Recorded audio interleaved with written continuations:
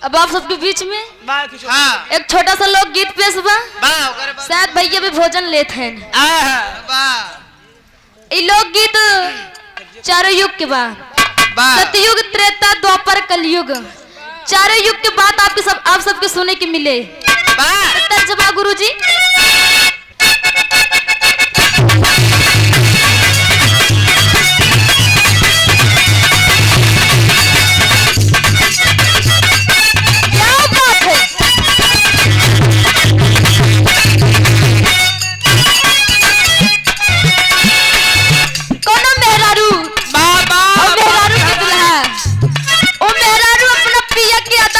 रहे बारे पिया जाई के एक दिन कहिए जी ओ जी राहुल जोन स्टाइल है ना। हाँ राहुल जोन बड़ा नीमन लगा था, बहुत अच्छा लगा था। तो दुल्हन अपने पिया की बड़ाई करत बा करे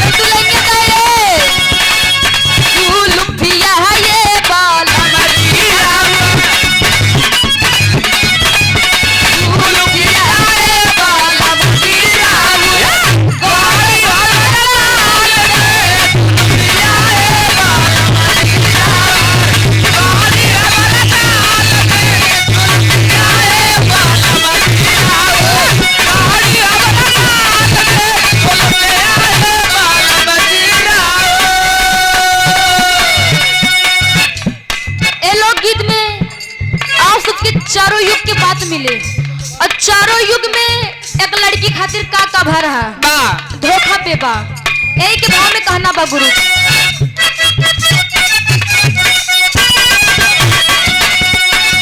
तोरी जवानी बवाल कैले बा,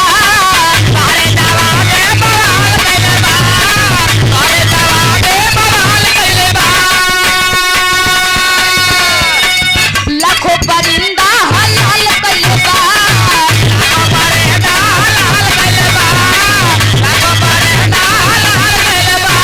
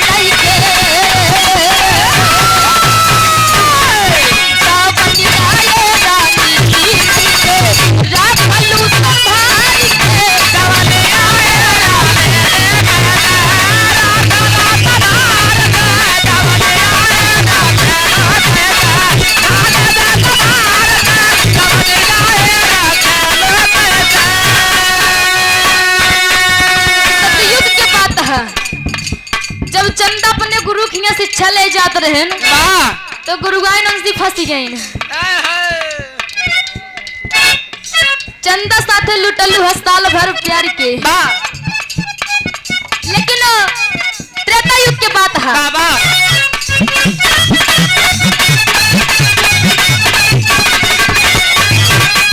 हाथ लिहलू दासारथ के मुसकी चलाई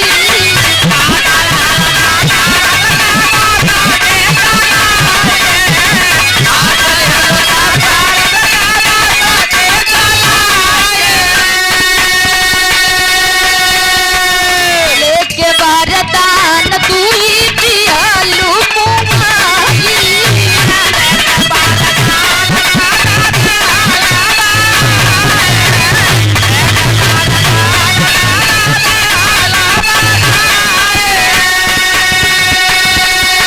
दुख में डुबाई दिहलू सारा परिवार के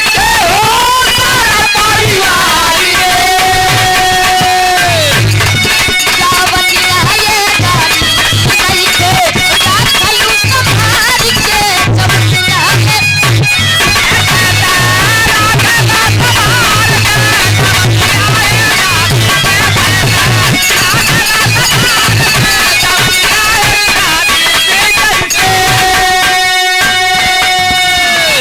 इ त्रेता युग के बात है बा जब राजा दशरथ युद्ध लड़त मूर्छित हो गए बा जब मूर्छित हो गए तो रानी कैकेयी जाए के उनके प्राण बचाइन जब जाए के कैकेयी राजा दशरथ के प्राण बचाइन बा तो राजा दशरथ जब होश में कहे ना रानी तू हमारा प्राण बचाया है, तू ही वरदान चाहिए जौन मांग लिया बा तो कहें देखा महाराज अबे ना मांगब जब टाइम आए तो हम तू वरदान मांग लेबो बा वह बाद में मांगिन भरत के राज सिंहासन और राम के 14 वर्ष वनवास अरे बा राम जब वन चला गए न हां दशरथ एकदम शोक में हो गए पूरा परिवार के ताश नहास हो गया एक मेहरारू खातिर लेकिन द्वापर युग के बात बा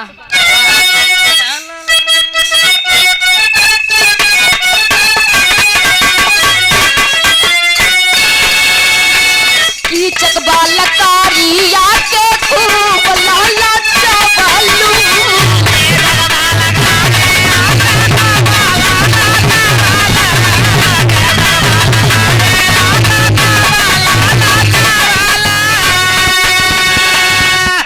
काना बा गुरुजी बा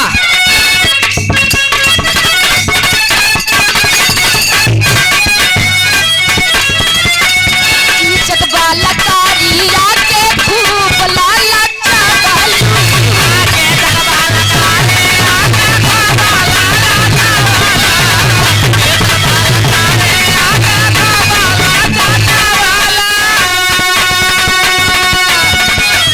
दाई के भरोसा या सोसाला में बोलना बालू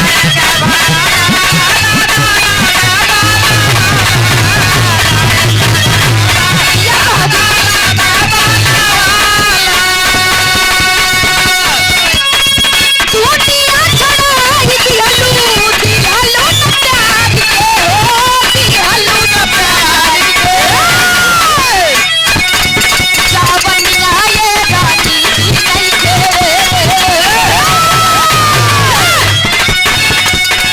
जावनिया ये रानी नहीं के राखलू संभाल के जावनिया ये रानी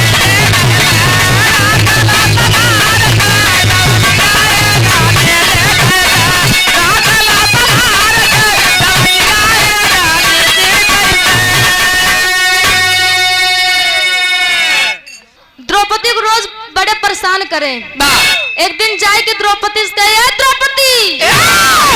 हम तो से बहुत प्यार करी थी हमार बात मान लिया हमसे शादी कर लिया तो जाए की बात द्रौपदी भीम का बतावा थी ये भीम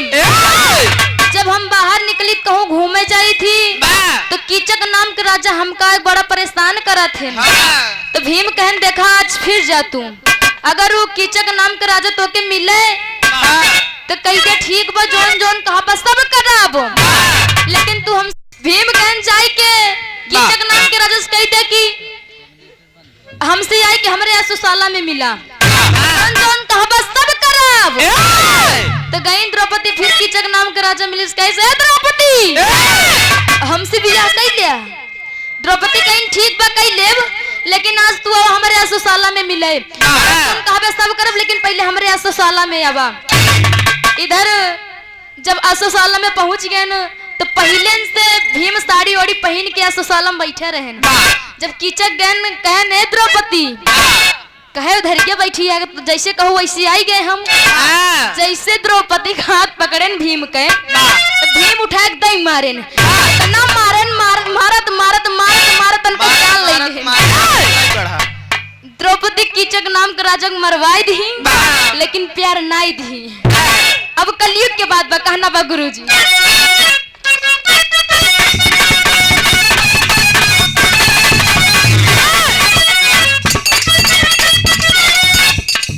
कलयुग के बात हम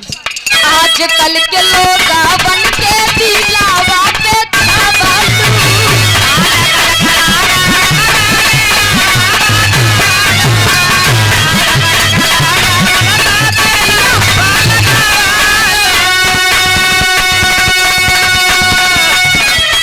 खाना को तवाली केहू के जेल में घुसा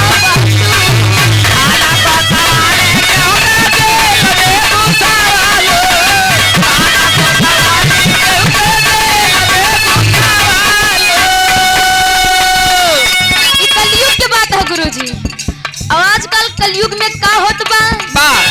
सब सामने बैठे हैं समझदार हैं लड़की के प्यार में क्यों जहर खाई लेत बा क्यों फांसी लगाई लेत बा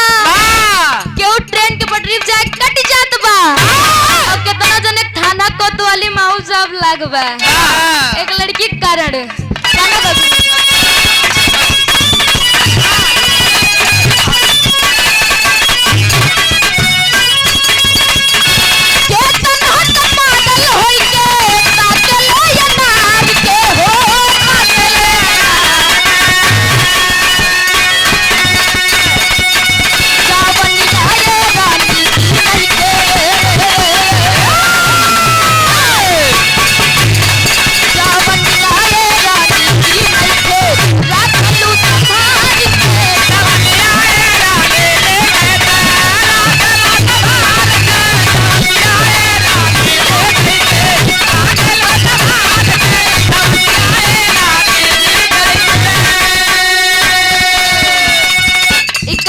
बात रहे।